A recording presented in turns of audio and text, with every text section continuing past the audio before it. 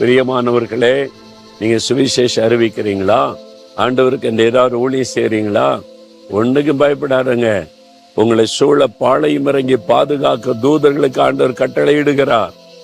அவங்க உங்களை விடுவிப்பாங்க. சில சமயம் நான் அந்த மாதிரி ஆபத்துல காப்பாற்றப்பட்டதற்கு காரணம், அந்த நேரம் தேவதூதனை அனுப்பி ஆண்டவர் என்னை தப்பு வைத்திருக்கிறார். உங்க வாழ்க்கையில கூட பல நடந்திருக்கும். நீங்க சிந்திட்டு பாருங்க.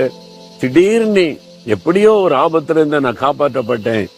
அது தேவதூதனை வைத்து கர்த்தர் காப்பாற்றினாரு.